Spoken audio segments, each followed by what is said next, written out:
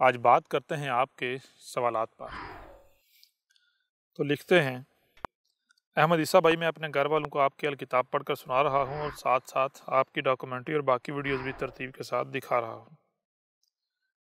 میرے والدین کے کچھ سوالات ہیں۔ میں جانتا ہوں کہ یہ سوالات اتنے ضروری نہیں ہیں، لیکن اگر آپ ان سوالات پر بات کریں گے تو میرے والدین کے ساتھ ساتھ باقی گھر والوں کے دماغ میں بھی جو نسل در نسل منتقل ہونے والے بت موجود ہیں وہ سب ٹوٹ جائیں گے اور ان کے لیے حق کو سمجھنا مزید آسان ہو جائے گا۔ امید ہے آپ ان سوالات پر ضرور بات کریں گے۔ احمد عیسیٰ بھائی، سوالات یہ ہیں کہ بخاری و مسلم سمیت جتنی بھی احادیث کی کتابیں ہیں اور قرآن، ان کے اردو تراجم ماضی قریب میں ہی کیے گئے۔ تو سوال یہ پیدا ہوتا ہے کہ جو لوگ کتاب و سنت سے مراد قرآن اور حدیث کو لیتے ہیں تو کیا ان کی نظر میں یا ان کے نزدیک جب تک ان کے تراجم نہیں ہوئے تھے تب تک کہ سب لوگ گمراہ تھے،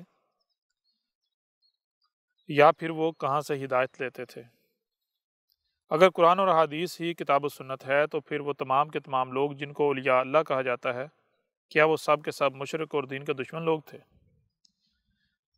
ان میں سے کسی نے بھی دین کی خدمت نہیں کی، کیونکہ ہمیں ان میں سے کسی ایک کا بھی کوئی ترجمہ نہیں ملتا، اور نہ ہی ہمیں ان کی جانب سے کچھ ایسا مواد ملتا ہے کہ جس سے یہ بات ثابت ہوتی ہو کہ وہ کتاب و سنت سے مراد قرآن و حدیث کو لیتے تھے۔ تو کیا وہ سب لوگ گمراہ تھے؟ اور اگر وہ گمراہ نہیں تھے تو پھر کتاب و سنت سے مراد قرآن و حدیث سمجھنے والے گمراہ ہیں؟ اور یہ بھی پوچھنا تھا کہ ان بزرگوں نے کیوں ان کے تراجم نہیں کیے اور آج کیوں ان تراجم پر زور دیا جاتا ہے؟ تراجم سے پہلے کس طرح حق کو سمجھا جاتا تھا اور صدیوں بعد کن ضروریات کے تحت تراجم کیے گئے؟ بہت سے بزرگ ایسے ہیں جن کو اولیاء اللہ مانا جاتا ہے، جن کے بارے میں مشہور ہے کہ وہ نہ صرف نمازیں نہیں پڑھتے تھے، روزے نہیں رکھتے تھے، بلکہ وہ نماز روزے سمیت عبادات کے شدید مخالف تھے۔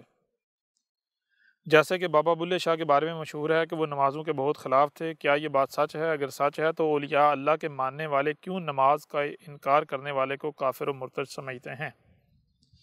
ایک طرف کچھ لوگوں کو جو نماز سمیت عبادات کے منکر تھے ان کو اولیاء اللہ مانتے ہیں، اور دوسری طرف آج جو نمازوں کا انکار کرے تو اس کو کافر مانا جاتا ہے۔ یہ بات سمجھ نہیں آ رہی۔ برائے مہربانی ان تمام الجھنوں کو سلجھا دیں۔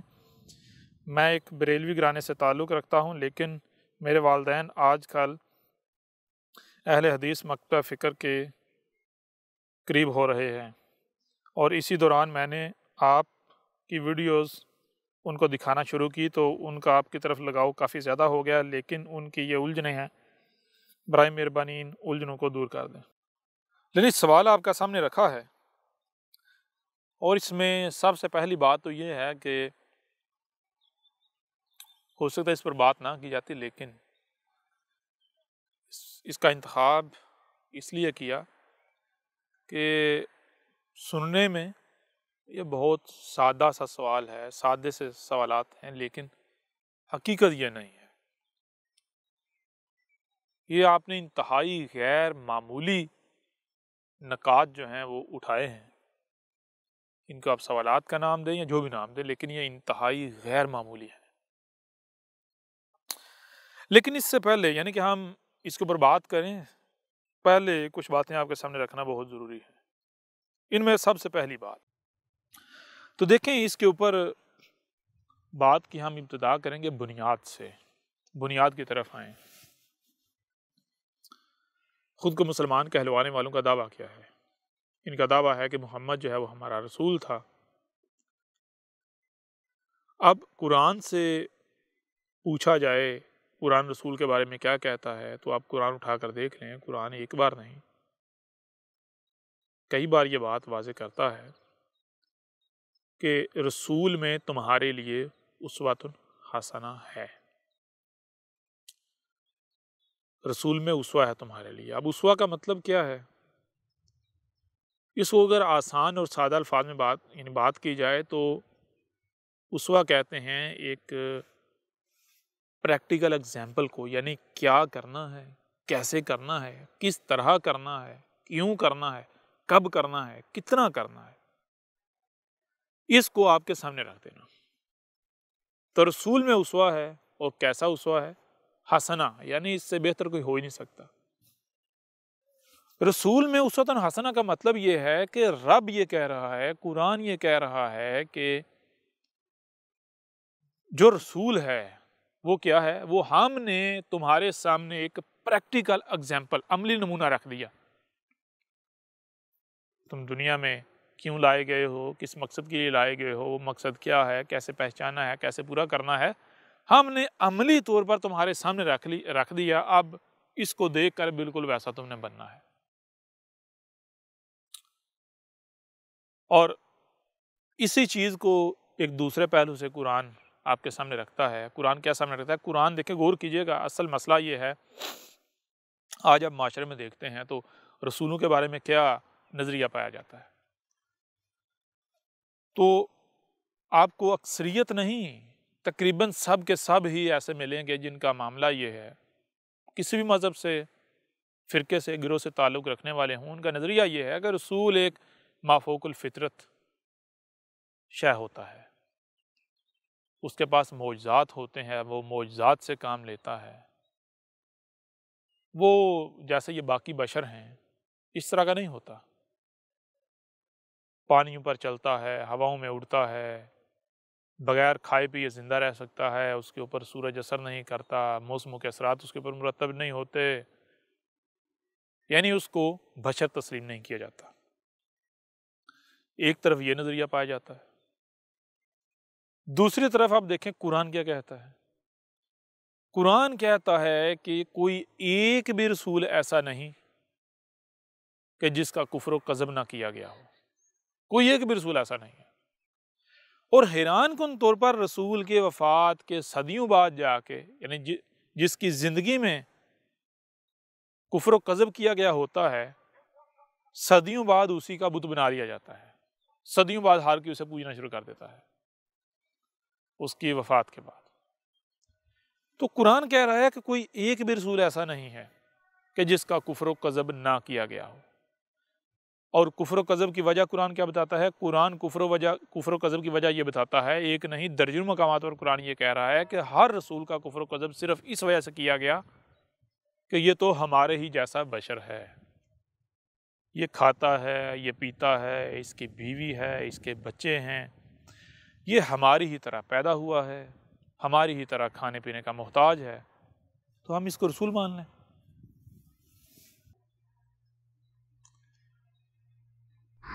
ہماری ہی طرح کھاتا پیتا ہے، بازاروں میں گھومتا ہے، ہماری ہی طرح پیدا ہوا، ہماری ہی طرح پلا بڑا، ہم اس کو رسول مان لیں۔ یعنی قرآن کہہ رہا ہے رسول کا کفر و کذب کیوں کیا جاتا ہے، کیوں کیا گیا، اور ہر رسول کا کفر و کذب کیا گیا، کوئی ایک بھی ایسا نہیں جس کا کفر و کذب نہ کیا گیا ہو۔ وجہ کیا؟ وجہ یہ کہ اس میں کچھ شک نہیں کہ یہ ہماری ہی مثل بشر ہے، یعنی یہ ہمارے ہی جیسا ہے۔ جیسے ہم دو ٹانگوں والے ہیں، اس کی بھی دو ٹانگیں ہیں، جیسے ہمارے دو ہاتھ ہیں، اس کے بھی دو ہاتھ ہیں، جیسے ہمارے دو کان ہیں، اس کے بھی دو کان ہیں، جیسے ہماری زبان ہے، یہ پورا وجود ہے، اسی طرح جیسے ہم کھانے کے محتاج، بالکل یہ کھانے کا محتاج، پینے کا محتاج ہماری طرح یہ پیدا ہوا، ہماری طرح پلا بڑا، ہماری طرح اس کے بیوی بچے، تو ہم اس کو رسول مان لیں، رب کا نمائندہ مان لیں۔ یہ کیسے ممکن ہے؟ کفر کر دیا گیا، کذب کر دیا گیا۔ اب آج اگر لوگوں کو دیکھتے ہیں تو ان کا رسولوں کے بارے میں کیا عقیدہ ہے، کیا نظریہ ہے کہ وہ تو دیو مالائی، مافوق الفطرت شے ہوتے ہیں۔ اچھا، اب ذرا غور کیجئے گا، قرآن نہ صرف یہ بات واضح کر رہا ہے بلکہ ایک دوسری بات بھی آپ کے سامنے رکھ، وہ کیا جو اب پہلے ہم نے کی، قرآن کہا ہے کہ رسول میں تمہارے لیے اسوۃ حسنہ ہے۔ اسوۃ حسنہ کا مطلب کیا ہے؟ عملی نمونہ، ٹھیک ہے جی۔ اب اگر قرآن کو دیکھا جائے جو قرآن کہہ رہا ہے، اور دوسری طرف جو لوگوں کے عقائد و نظریات ہیں ان کو سامنے رکھا جائے، تو پھر دیکھیں کہ تصدیق کس بات کی ہوتی ہے۔ اگر تو واقعتاً قرآن میں جو بات لکھی ہے یہ حق ہے، سچ ہے، تو اس میں کوئی شک نہیں، رسول اسوۃ حسنہ ثابت ہوتا ہے۔ اسوۃ حسنہ کا مطلب کیا ہے؟ عملی نمونہ، پریکٹیکل ایگزامپل۔ ظاہر بات ہے رسول جو ہے وہ جو باقی سب بشر ہیں ان کے جیسا ہوگا تو ہی لوگ اس کے جیسا بن پائیں گے نا۔ اگر رسول ایک مافوق الفطرت ہو، جو لوگوں کے عقائد و نظریات ہیں وہ ہو، تو وہ اسوۃ حسنہ ہو سکتا ہے۔ اسوۃ حسنہ، عملی نمونہ، عملی نمونہ کا مطلب کیا ہے کہ بالکل ویسا آپ نے بننا ہے. تو جیسا لوگوں نے بنایا ہوا ہے، جو لوگوں کا کرائیٹیریا ہے، جو لوگوں نے رسول کے بارے میں ڈسکرائب کیا ہوا ہے، جو نقشہ بنایا ہوا ہے، اگر وہ حق مان لیا جائے، سچ مان لیا جائے، تو کیا رسول اسوۃ حسنہ ثابت ہوتا ہے؟ بالکل ثابت نہیں ہوتا. اب یہاں میں آپ سے سوال کرتا ہوں کہ جن کے پاس بنیاد ہی نہیں ہے، جن کی بنیاد ہی نہیں ہے، جن کو اس بنیادی بات کا ہی نہیں علم، وہ ہدایت یافتہ ہو سکتے ہیں، ان کو حق کا علم ہو سکتا ہے. وہ اگر کوئی دعوے کرتے ہیں اور ان سے سوال کیا جائے تو وہ سوال کا جواب دے سکتے ہیں، سوال ہی پیدا نہیں ہوتا. تو آپ نے ان سے سوال کیوں نہیں کیا؟ احمد عیسیٰ سے سوال کیوں کیا؟ کیونکہ آپ کو بھی پتہ ہے ان کے پاس جواب نہیں ہے. ہاں جواب ہے، کس طرح کا؟ آگے سے آپ کے اوپر فتوے لگائے جائیں گے طرح طرح کے، آپ کی زبان بند کی جائے گی، آپ کو سوال سے ڈرایا جائے گا، آپ کو خوف دلایا جائے گا کہ آئندہ آپ سوال کرنے کی جرت بھی نہ کریں. اور احمد عیسیٰ سے آپ نے کیوں سوال کیا؟ کیونکہ آپ کو پتہ ہے کہ یہاں سے جواب ملے گا اور آپ کے سامنے رکھا جا رہا ہے. اب دیکھیں قرآن کیا کہتا ہے. قرآن جو بات بتاتا ہے اس کے مطابق رسول جو ہوتا ہے وہ کوئی غیر مرئی مافوق الفطرت شے نہیں ہوتا، اس کے پاس معجزات نہیں ہوتے، وہ ایک جیسے عام بشر جیسے آپ ہیں اسی طرح ہوتا ہے. فرق کیا ہوتا ہے؟ فرق یہ ہوتا ہے کہ آپ یا باقی لوگ، جو باقی جتنے بشر ہیں، یہ انسان ہیں، ان کو پتہ ہی نہیں حقیقت کیا ہے، رب کیا ہے، دنیا میں کیوں آئے ہیں، کیا کرنا ہے کیا نہیں کرنا. رسول کا معاملہ یہ نہیں ہوتا. رسول رب کا وجود ہوتا ہے، رب کے ساتھ جڑا ہوتا ہے. وہ کوئی بھی عمل کرتا ہے تو وہی کرتا ہے جو اس کا رب اسے کہہ رہا ہوتا ہے. کیسے؟ مثال کے طور پر آپ اپنے ہی وجود میں اپنے کسی بھی عضو کی مثال لے لیں، ہاتھوں کی مثال لیں. آپ کے وجود میں ہاتھ کچھ بھی کرتے ہیں تو کیوں کرتے ہیں، کس کی مان کر کرتے ہیں؟ تو آپ کو پتہ چلے گا دماغ کی آپ کی مان کر. رسول کا معاملہ یہ ہوتا ہے. ٹھیک ہے جی. اب ذرا غور کیجئے گا، جب بتایا رسول میں تمہارے لیے اسوۃ حسنہ ہے تو اس کا مطلب کیا ہے؟ رب نے رسول کے ذریعے عملی طور پر آپ کو بتا دیا کہ بھائی جب تم دنیا میں آتے ہو کیسے آتے ہو، اس کے بعد تم کن مراحل سے گزرتے ہو، تمہیں کن کن مشکلات کا سامنا کرنا پڑتا ہے، پھر تم کیسے ہدایت پاتے ہو. رب نے رسول کے ذریعے عملاً آپ کے سامنے رکھ دیا. تو اب آپ ایسا کریں، موجودہ لوگ گمراہ ہیں جو قرآن اور روایات کی کتابوں کو کتاب و سنت تسلیم کرنے والے ہیں، یہ حق پر ہیں یا یہ گمراہ ہیں؟ اور جو پہلے جنہوں نے تراجم و تفاسیر نہیں کیے، تراجم نہیں کیے، جن کے مواد سے یہ چیز نہیں ملتی کہ وہ کتاب و سنت سے مراد یہ قرآن اور روایت کی کتابوں سے لیتے تھے، وہ گمراہ تھے یا ہدایت یافتہ تھے. یہ فیصلہ بہت آسان ہو جائے گا. کیسے؟ جب رسول میں اسوۃ حسنہ ہے، رسول آپ کے لیے عملی نمونہ ہے، تو دیکھیں جس کو بھی آپ رسول مانتے ہیں، آپ محمد کو مانتے ہیں، کوئی بحث کرنے کی ضرورت نہیں. آپ عیسیٰ ابن مریم کو مانتے ہیں، کوئی بحث کرنے کی ضرورت نہیں ہے. آپ موسیٰ کو مانتے ہیں، کوئی بحث کرنے کی ضرورت نہیں ہے. آپ ابراہیم کو مانتے ہیں، کوئی بحث کرنے کی ضرورت نہیں. آپ رام کو مانتے ہیں، کرشن کو مانتے ہیں، جس کو بھی رسول مانتے ہیں، آپ جو ہے وہ ایشور کا اوتار مانتے ہیں. تو میں آپ سے سوال کرتا ہوں، دیکھیں کیا کوئی ایک بھی ایسا رسول ہے جس نے ہدایت پائی ان کتابوں سے جو کتابیں پہلے سے موجود تھیں؟ کیا محمد کی پیدائش سے قبل ہدایت کے نام پر انسانوں کا گڑھا ہوا لٹریچر یا مختلف کتابیں موجود نہیں تھیں؟ موجود تھیں. تو کیا محمد نے ہدایت کے لیے ان میں سے کسی کو ہدایت کا ذریعہ بنایا؟ نہیں ملے گا، قطعاً نہیں ملے گا. تو بھائی اگر تو محمد نے ایسا کیا جو یہ کر رہے ہیں تو یہ ہدایت یافتہ، اور اگر محمد نے ایسا نہیں کیا جو یہ کر رہے ہیں، پھر ان کا تو اپنا ہی ایجاد کرتا ایک الگ سے طریقہ ہے.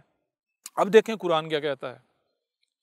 قرآن کہتا ہے کہ تم نے ابراہیم کی ملت پر قائم ہونا ہے. ٹھیک ہے جی. تم نے ابراہیم کی ملت پر قائم ہونا ہے۔ ابراہیم کے بعد جب لوگ ابراہیم کی ملت کو بھول گئے تو ابراہیم کی ملت کیا ہے اسے یاد دلانے کے لیے موسیٰ آیا۔ موسیٰ نے آ کر کہا کہ میں تمہارا ابا نہیں ہوں، تمہارا ابا ابراہیم۔ ابا کسے کہتے ہیں؟ جس کی تربیت پر چلنا ہے، جس کے طریقے پر چلنا ہے۔ موسیٰ کے بعد ایک وقت آیا، لوگ پھر ابا ابراہیم کی ملت کو بھول گئے۔ انہیں پتہ نہیں ہمارا ابا ابراہیم ہے، یعنی ہم نے ابراہیم کی ملت پر چلنا ہے، یعنی ابراہیم کے جیسا بننا ہے۔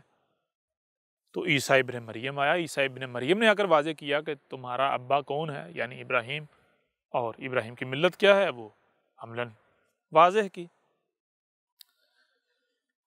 پھر وقت آتا ہے، لوگ بھول جاتے ہیں ہمارا ابا کون ہے، کس ملت پر چلنا ہے۔ تو پھر محمد آتا ہے، محمد کے ذریعے واضح کیا جاتا ہے کہ تمہارا ابا ابراہیم ہے اور ابراہیم کی ملت کیا ہے۔ اب آپ ابراہیم کی زندگی کو سامنے رکھیں تو میں آپ سے سوال کرتا ہوں، کیا ابراہیم نے ہدایت کے لیے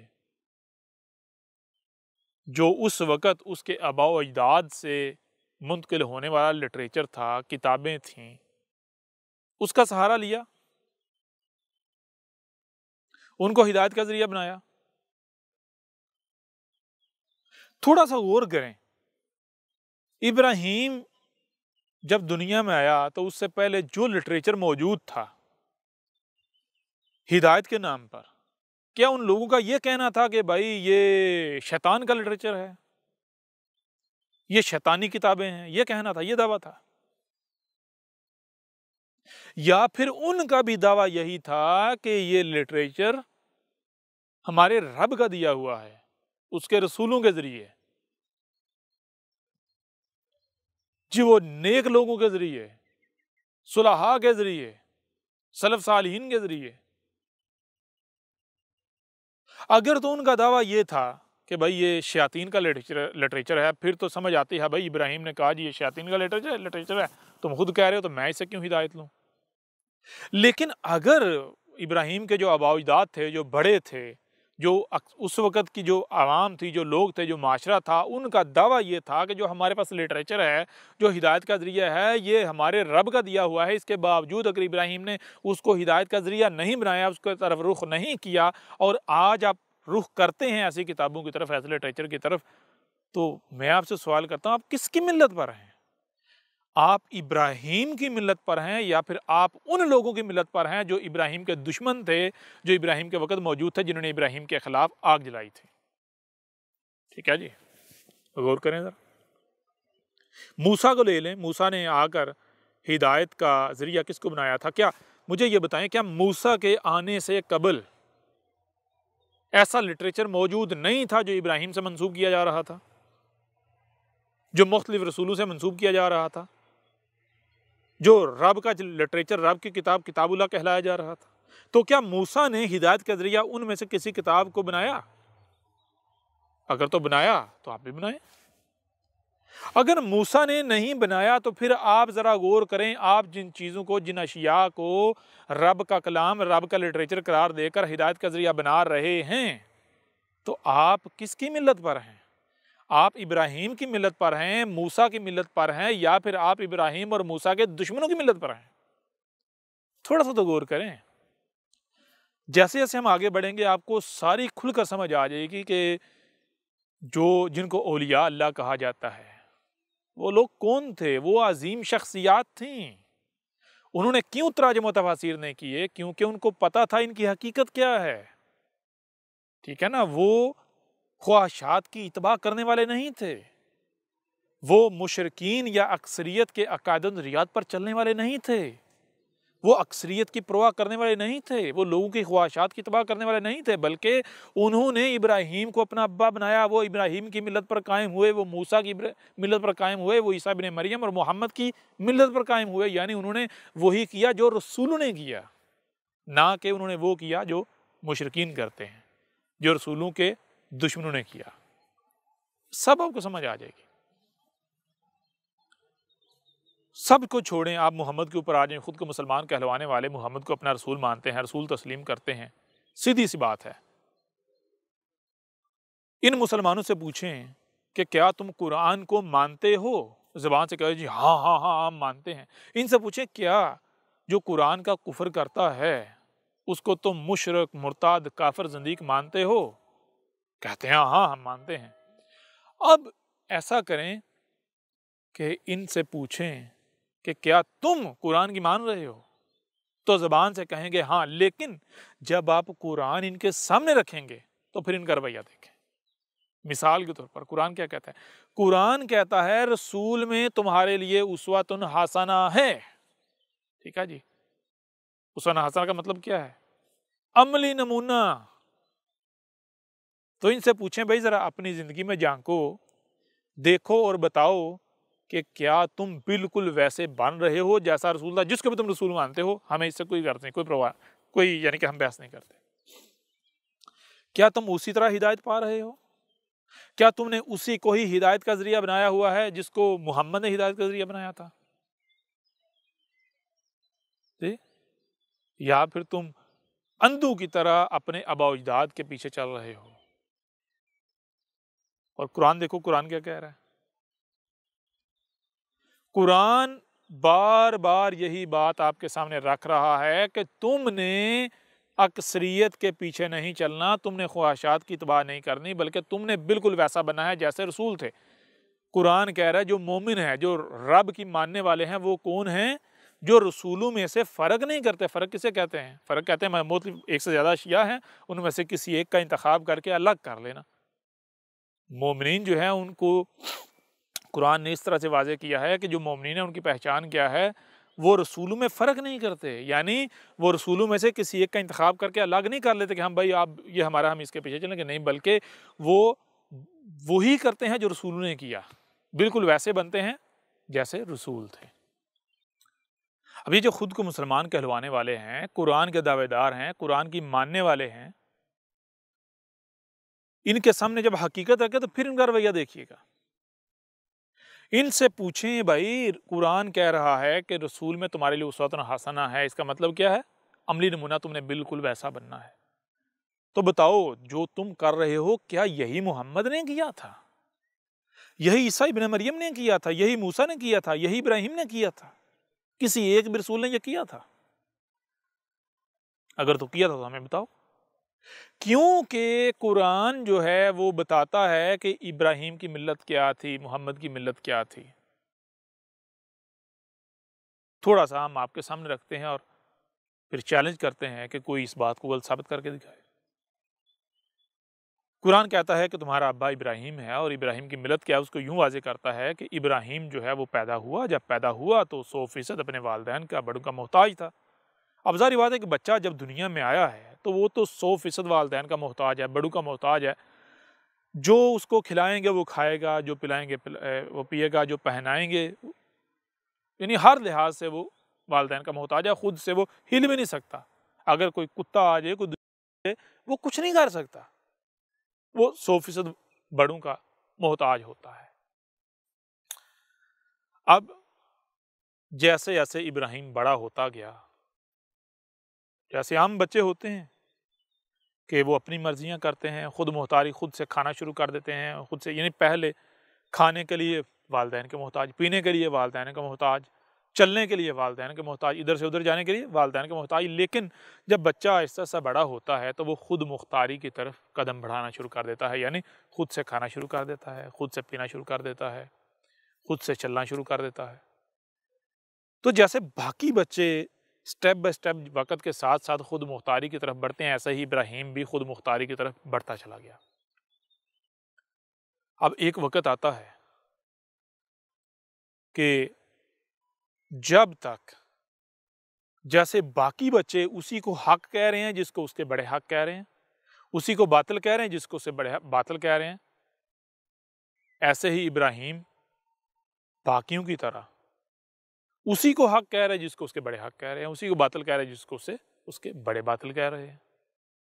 لیکن جب ابراہیم باشعور ہو جاتا ہے، باقی بچے بھی باشعور ہو جاتے ہیں، یعنی صحیح اور سمجھ کی پہچان کرنے کی صلاحیت آ جاتی ہے، عقلی طور پر بالغ ہو جاتے ہیں، تو باقی بچوں کا کیا معاملہ ہے، باقی لوگوں کا کیا معاملہ ہے؟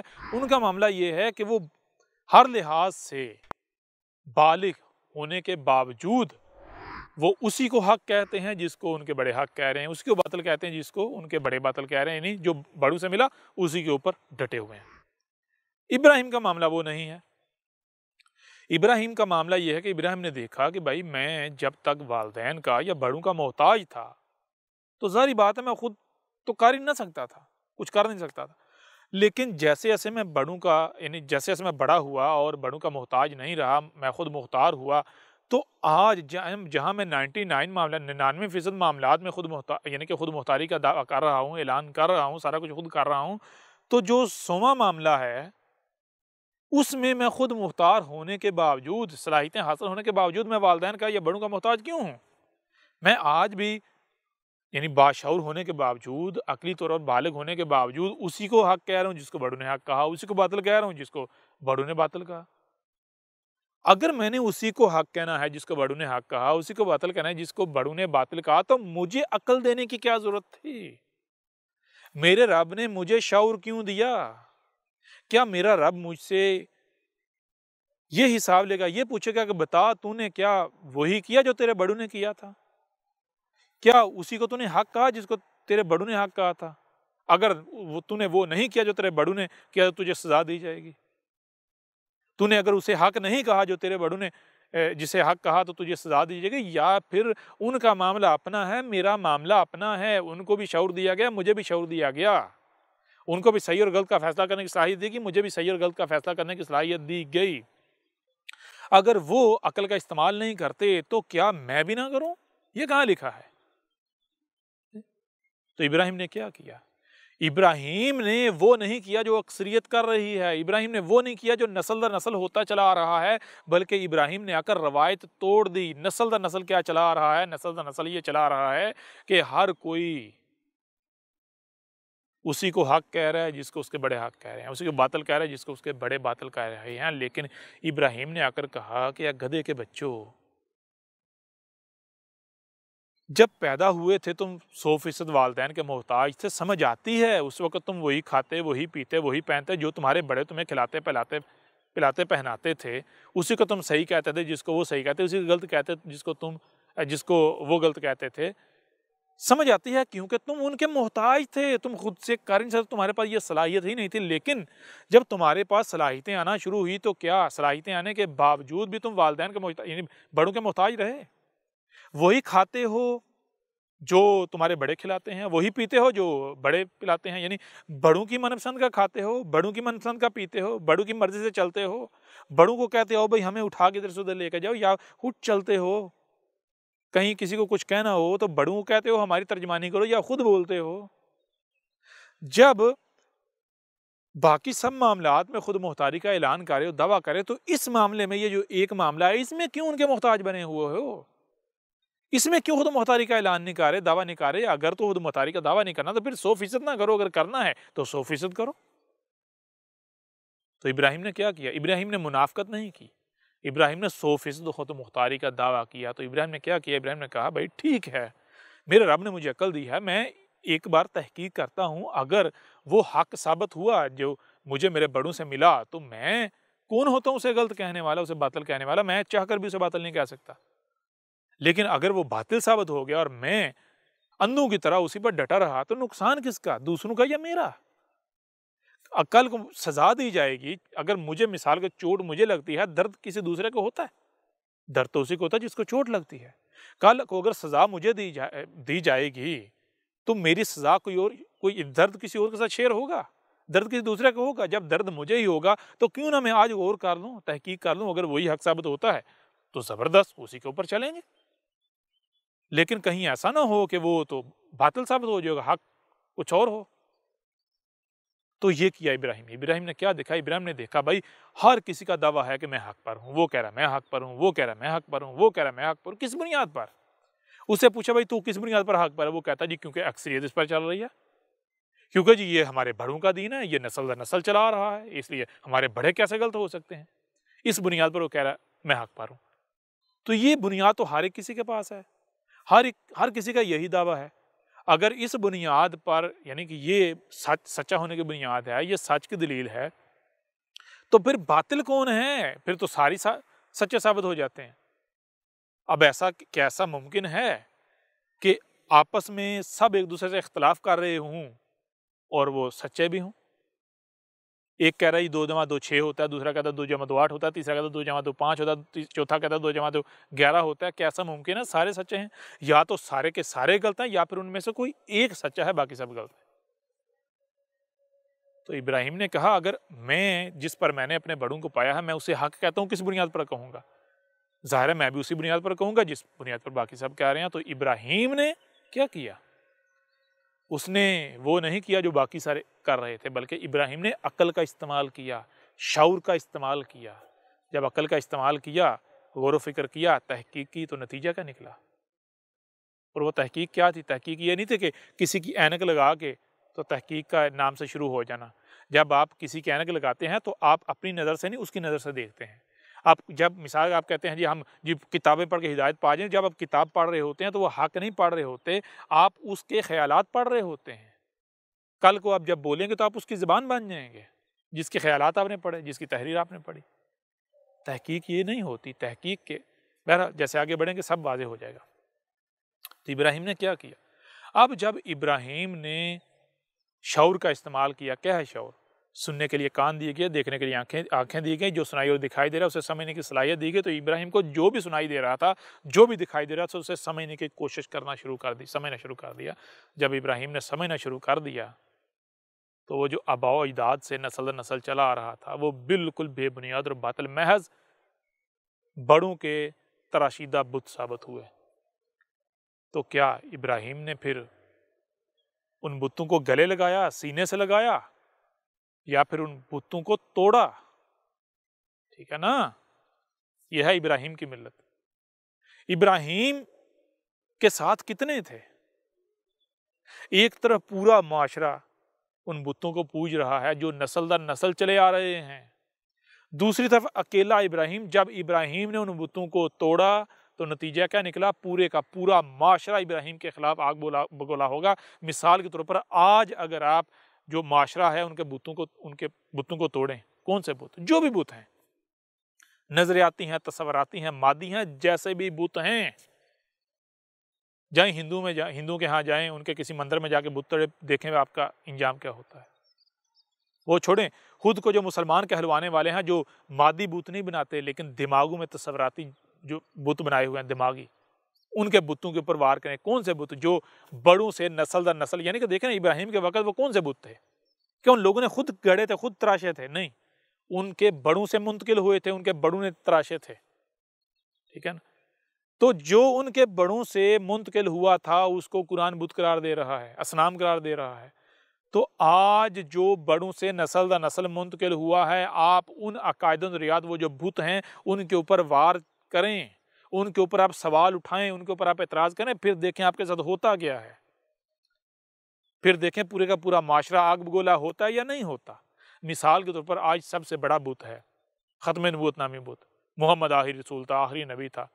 آپ اس کے اوپر کوئی بات کر کے دیکھیں آپ کا ساتھ کیا جاتا ہے، آگ جلائی جاتی ہے یا نہیں جلائی جاتی، یعنی پورے کا پورا معاشرہ آگ بگولا ہوتا ہے یا نہیں ہوتا۔ تو یہ کیا تھا ابراہیم نے جب شعور سے کام لیا، عقل سے کام لیا، تو وہ جو نسل در نسل آباء و اجداد سے جو کچھ بھی منتقل ہوا تھا وہ سارے کا سارا باطل و بے بنیاد ثابت ہو گیا۔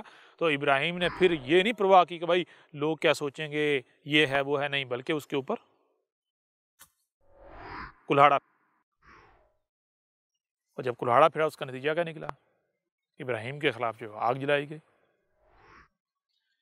یہ کیا تھا ابراہیم نے، اور یہی کیا کہ موسیٰ نے، یہی کیا عیسیٰ ابن مریم نے، یہی کیا محمد نے، یہی ہر رسول کرتا ہے۔ ٹھیک ہے؟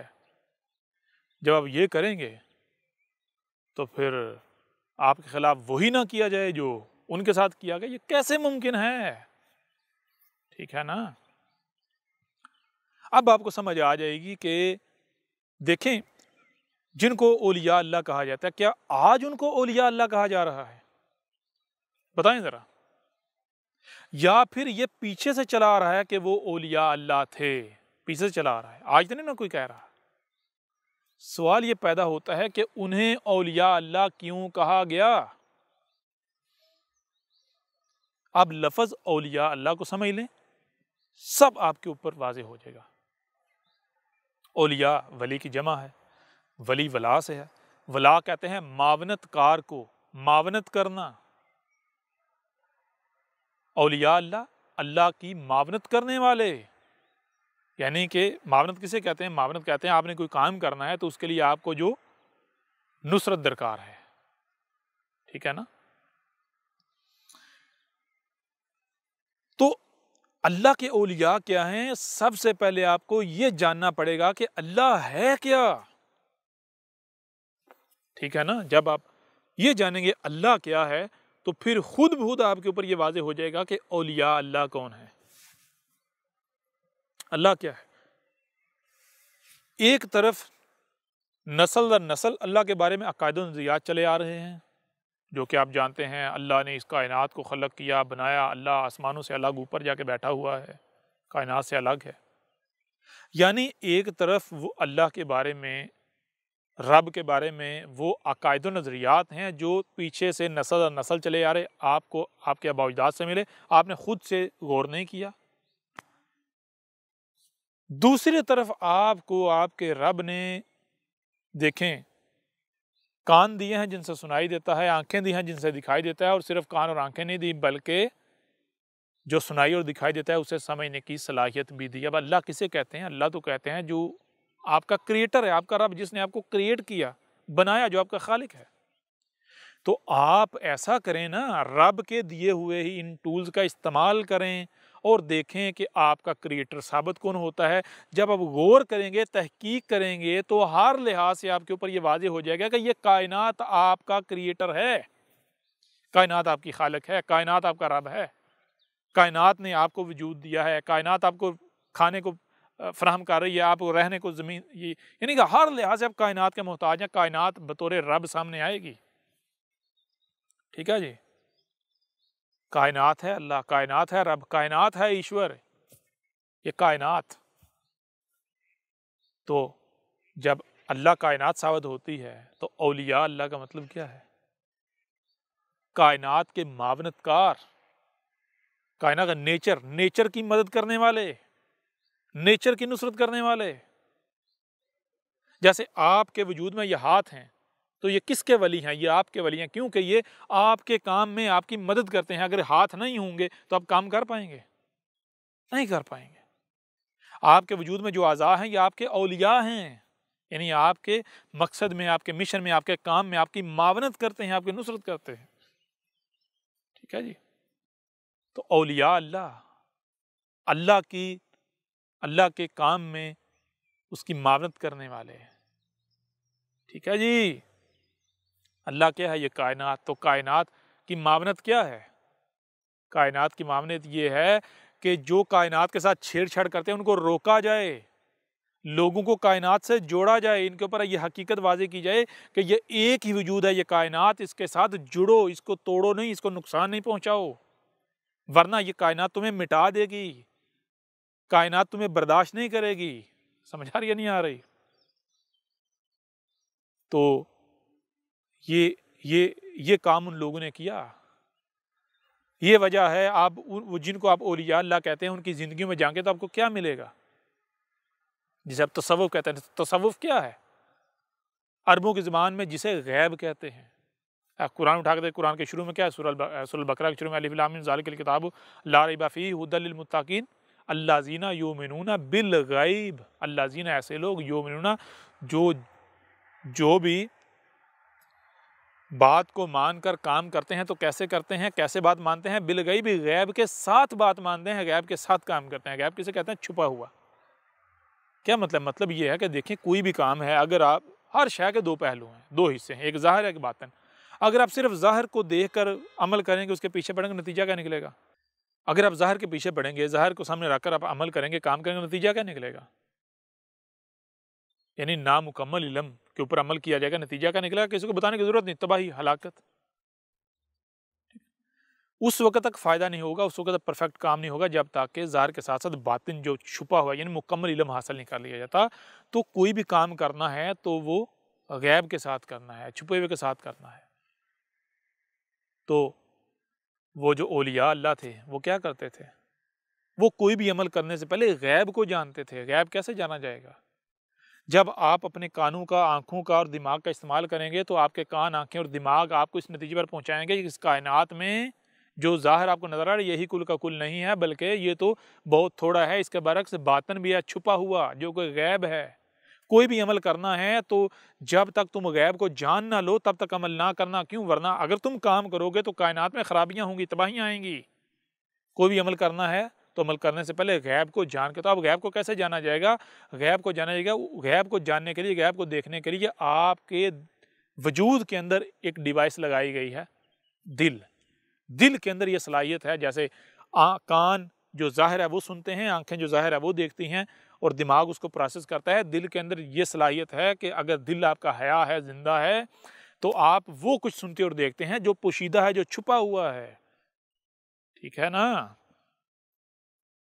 تو وہ جو جن کو آپ اولیاء اللہ کہتے ہیں، کیوں انہوں نے جو ہے وہ ہدایت کا ذریعہ اس لٹریچر کو نہیں بنایا، ان کے تراجم تفاسیر نہیں کی ہے؟ کیونکہ ان کو پتا تھا یہ ہمارا کام ہی نہیں ہے، ان سے ہدایت نہیں مل سکتی، ہدایت رب سے ملے گی۔ رب کیا ہے؟ یہ کائنات، رب کی طرف اپنا رخ، کائنات کی طرف اپنا رخ کرو، پھر دیکھو ہدایت ملتی ہے یا نہیں ملتی۔ ٹھیک ہے نا؟ وہ رب کے ساتھ جڑے، کائنات کے ساتھ جڑے، جب کائنات کے ساتھ جڑے تو پھر دل کے ذریعے کائنات نے ان کو وہ کچھ دکھایا جو یہ کان، یہ آنکھیں نہیں سن دیکھ سکتے، جو یہ دماغ نہیں سمجھ سکتا۔ ٹھیک ہے نا؟ اس وجہ سے انہوں نے ان کے تراجم نہیں کیے، کیونکہ وہ جانتے تھے ان کی حقیقت کیا ہے۔ قرآن کے تراجم و تفاسیر انہوں نے جو ہے وہ نہیں کیے۔ کیوں نہیں کیے؟ کیونکہ ان کو پتا تھا قرآن کیا ہے۔ قرآن کو پتا یہ اساطیر الاولین نہیں ہے، ان کو پتا تھا قرآن میں الاولین کے مسئلوں سے آج کا ذکر ہے، تو کوئی بھی آیت اس وقت تک بین ہوگی نہیں جب تک اس کا مستقر نہیں آ جاتا۔ تو قرآن جو ہے وہ تو اس کی آیات بکھری پڑی ہیں، کسی آیت نے کبھی جا کے بین ہونا ہے، کسی نے کبھی، اس وقت تک بین ہو ہی نہیں سکتی جب تک کہ وہ ایمڑ، وہ واقعہ، وہ حادثہ ہوگا نہیں۔ تو وہ کہ دماغ خراب تھا، جو یعنی کہ وہ شریک بنے رب کے، وہ تراجم کریں۔ جس چیز کو رب نے بیان کرنا ہے، جس آیت کو رب نے 1000 سال بعد جا کے بیان کرنا ہے، وہ 1000 سال پہلے بیان کرنے کے پیچھے پڑ جائیں، کیا وہ شریک تھے رب کے؟ جی، یہ رب کا وجود تھے۔ جب رب کا وجود تھے تو اس وقت جو کرنا تھا وہ کریں گے نا، اور وہی انہوں نے کیا۔ اور یہ جو کتاب اللہ کا مطلب ہے اللہ کا کتب ہوا ہونا۔ تو اللہ کہاں کتب ہوا ہے؟ یہ درختوں کی صورت میں، چرند پرند کی صورت میں، یہ زمین کی صورت میں، سیاروں، یہ کائنات، یہ اللہ رب ہی تو ہے، اللہ ہی تو ہے کتب ہوا۔ کتاب اللہ کیا ہے؟ کتاب اللہ یہ کائنات ہے۔ اور سنت رسول کا طریقہ، سنت کسے کہتے ہیں؟ طریقے کو۔ سنت رسول کا طریقہ، رسول کا طریقہ کیا ہے؟ کس طرح رسول نے حق کو پہچانا، رب کو پہچانا، کس طرح رسول نے دنیا میں آنے کے مقصد کو پہچانا اور کس طرح اس کو پورا کیا، یہ طریقہ۔ کیا رسول نے ایک کتابوں کے پیچھے چلا، جو اباؤ اجداد سے لٹریچر چلا اس کے پیچھے چلا، اس کے تراجم و تفاسیر کیے؟ جی یہ ہے۔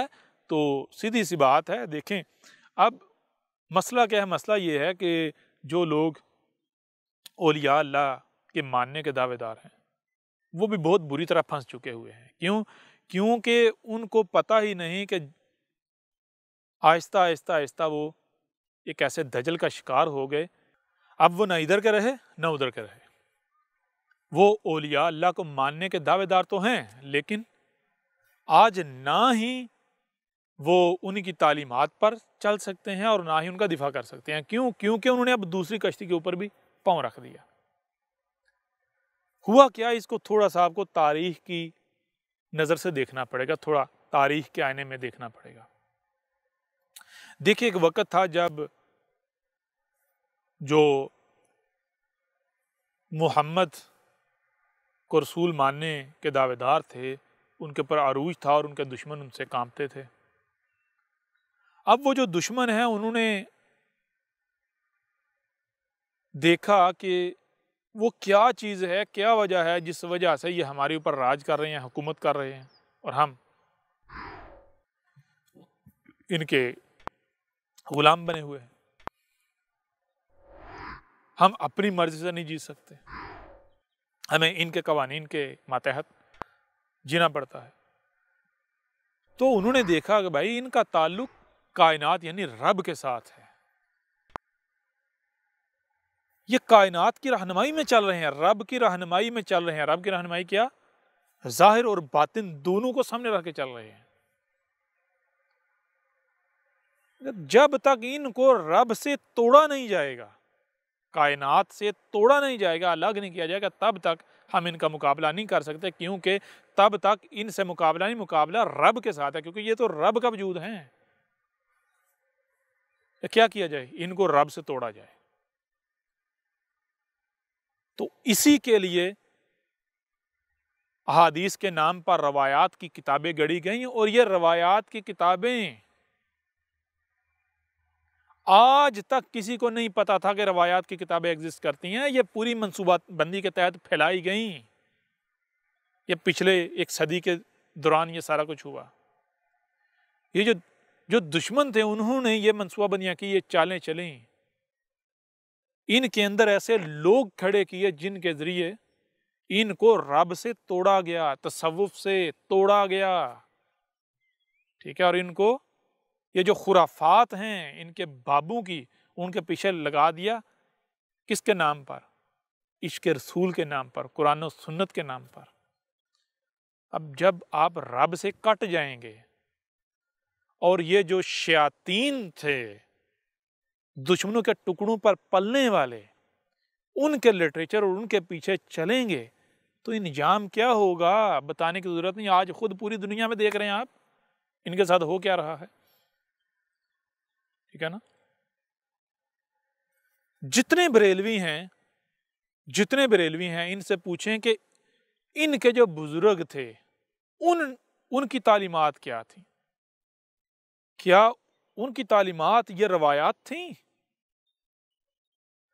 یہ جو قرآن ہے، یہ قرآن لے کر وہ کھول کے سمجھانا شروع ہو جاتے تھے، یا پھر وہ رب کے ساتھ، کائنات کے ساتھ جوڑتے تھے؟ ٹھیک ہے نا۔ میں اگر اپنی بات کروں تو میں نے جب ہوش سنبھال لی تھی تب تک میرے اپنے والد صاحب کو نہیں پتا تھا بخاری کیا ہوتی، مسلم کیا ہوتی۔ اوبیسی یعنی بریلوی گھرانے سے تعلق رکھتے تھے، بریلوی تو نہیں، ان کو تو یہ بھی نہیں پتا تھا ہم بریلوی ہیں، نہ ہمیں پتا تھا بریلوی ہیں، جو تو بعد میں پتا جی ہم تو جناب بریلوی ہیں۔ حالانکہ وہ کیا چیز تھی؟ وہی یہ اولیاء اللہ کے ماننے والے، اولیاء اللہ کی تعلیمات پر چلنے والے۔ اور کیا تھی اولیاء اللہ کی تعلیمات؟ جسے آپ تصوف کہتے ہیں۔ ہاں، اب کسی کو بھی نہیں پتا تصوف کیا ہے، مسئلہ یہ ہے نا، تصوف بھی جو ہے وہ تصوف کے نام پر کسی کو پتا ہی نہیں۔ لیکن کیا تھا؟ رب کے ساتھ یعنی نیچر کے ساتھ جڑنے والی بات ہے۔ کیا کھانا کیا ہے؟ جو بزرگ اولیاء اللہ کی تعلیمات، کھانا کیا ہے؟ حلال کھانا ہے۔ اب حلال ظاہر بات ہے، آج جس کو لوگ جو حلال حرام کی جو ڈیفینیشن بنا دی اسی کے مطابق چلا جائے گا، وہی کھایا جائے گا جس کو آج حلال مانا جاتا ہے۔ یہ پتہ ہی نہیں تھا حلال کیا، جب پتہ نہیں حلال کیا ہے، حلال کے نام پر جو کچھ بھی کھا رہے ہیں حلال سمجھ کر، اب جو حلال کے جو نتائج ہوتے ہیں وہ تو نہیں سامنے آئیں گے، جو حلال نے کام کرنا وہ تو نہیں ہوگا، کیونکہ آپ تو آپ اپنی طرف سے حلال کھا رہے ہیں نا، حقیقت میں تھوڑی حلال کھا رہے ہیں۔ تو اب اولیاء اللہ کی تعلیمات کیا تھیں؟ کھانا تمہارے پیٹ میں ایک لقمہ میں حرام کا نہ جائے۔ اولیاء اللہ کے نزدیک حلال اور حرام کیا تھا؟ حلال وہ جو رب کا رزق ہے اور رب نے اجازت دی ہے، حرام وہ جس میں شریکوں نے مداخلت کر دی ہے۔ رب کا رزق ہے، کائنات ہے، رب نیچر کا لایا ہوا رزق۔ یہ وجہ تھی جس وجہ سے جو اولیاء اللہ تھے وہ جدید معاشروں سے دور بھاگتے تھے، وہ باغات میں جنگلوں میں جا کر رہتے تھے، جنگلی رزق کھاتے تھے، باغات میں جا کے باغوں کا رزق کھاتے تھے۔ وہ آپ کو یعنی پتا چلے گا جو اولیاء اللہ تھے ہر ایک زندگی میں یہی ملا گیا کہ وہ ان معاشروں سے دور بھاگتے تھے، وہ لوگوں سے رزق نہیں کھاتے تھے، لوگوں کے کھانے نہیں کھاتے تھے، لوگ دیتے بھی نہیں کھاتے تھے، یہ بھری پڑی ہیں، کیونکہ میں نے آپ کو بتایا بیک گراؤنڈ جو جس طبقے سے ہے، جنہیں آج بریلوی کہا جاتا ہے، سنی کہا جاتا ہے، اولیاء اللہ کے ماننے والے، یہ ہمارا بیک گراؤنڈ تھا. تو یہ ہمیں یعنی کہ والدین کی طرف سے بھی یہ اولیاء اللہ کی باتیں بتائی جاتی تھیں، یہ سارے واقعات جو ہے، تو وہ تو آج سمجھ آئی نا، رب نے آج واضح کیا نا کہ اس کے پیچھے حقیقت کیا تھی. وہ رب کے ساتھ جڑے ہوئے تھے، ان کا کھانا رزق طیب تھا جو نیچر قدرت رب فراہم کرتا تھا. جیسے مثال کے طور پر وہ کون سے، مجھے یہ بتائیں، جتنے بھی اولیاء اللہ جن کو کہا ہے، وہ کیا سارے کے سارے وحدت الوجود کے قائل تھے؟ وحدت الوجود کیا ہے؟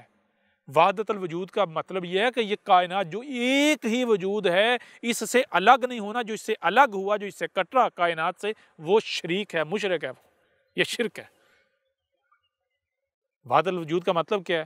ایک کائنات یہ ایک ہی وجود ہے، اس کے ساتھ جڑنا ہے، اس سے کٹنا نہیں. اگر کٹو گے تو کائنات میں رب کے ساتھ دشمنی کا سبب بنو گے، کائنات رب تمہیں مٹا دے گا، ذلت تو مسکنت کا نشان بنا دے گا، عبرت کا نشان بنا دے گا. یہ تھے حقائق، ٹھیک ہے نا. تو یہ پوری منصوبہ بندی کے تحت دشمنوں نے ایسے لوگوں کو اٹھایا، عربوں میں ایسے لوگوں کو اٹھایا، ہند کے اندر ایسے لوگوں کو اٹھایا، یہاں مدرسے قائم کروائے. یہ پہلے مدرسے کہاں تھے؟ ٹھیک ہے نا. یہ جو کچھ بھی ہے، یہ سر جو اولیاء اللہ جنہیں آپ کہتے ہیں، کون سا جتنے بھی اولیاء وہ کہاں نمازیں پڑھتے تھے، کہاں یہ حج روزے، یہ سارا کچھ، ان کو پتا تھا یہ ساری خرافات ہیں، ان کو پتا تھا حقیقت کیا ہے. ٹھیک ہے نا. تو اب یہ چیز بھی ہے، آپ ایک طرف احمد عیسیٰ کی دعوت رکھیں، ڈاکومنٹری رکھیں، اہل کتاب کو رکھیں، اسے پڑھیں، آپ دیکھیں. دوسری طرف آپ جو اولیاء اللہ ہیں ان کو سامنے رکھیں، تو پھر آپ کو ساری چیزیں سمجھ آ جائیں گی. سب آپ کو سمجھ آ جائے گا، کون قرآن کو ماننے والا ہے، کون کتاب اللہ کو ماننے والا ہے، کون رب کا غلام ہے، کون اولیاء اللہ کو ماننے والا ہے، اور کون ہے جو مشرک ہیں. ٹھیک ہے نا. وہ جو چرب زبانوں کے شکار ہیں، جو اکثریت کے پیچھے چلنے والے ہیں. سب حقائق جو ہیں وہ آپ کے اوپر کھل کر واضح ہو جائیں گے. اس نشست کو یہیں پر ختم کرتے ہیں. اگلی نشست میں پھر کبھی اس موضوع کے اوپر مختلف پہلوؤں سے بات کرنے کے، مجھے لگتا ہے اس میں انہی پہلوؤں سے کافی ہے. پھر ملیں گے. احمد عیسیٰ کون ہے؟ کیا آپ احمد عیسیٰ کو جانتے ہیں؟ احمد عیسیٰ وہ ہے جس نے ان باتوں پر سے پردہ اٹھایا ہے جس پر آج ہر کوئی اختلاف کر رہا ہے. حق اور باطل کی پہچان اب انتہائی آسان. آج ہی الکتاب کو ڈاؤن لوڈ کریں. مزید ویڈیوز کے لیے احمد عیسیٰ کے یوٹیوب چینل کو وزٹ کریں اور چینل کو سبسکرائب کرنا مت بھولیے گا.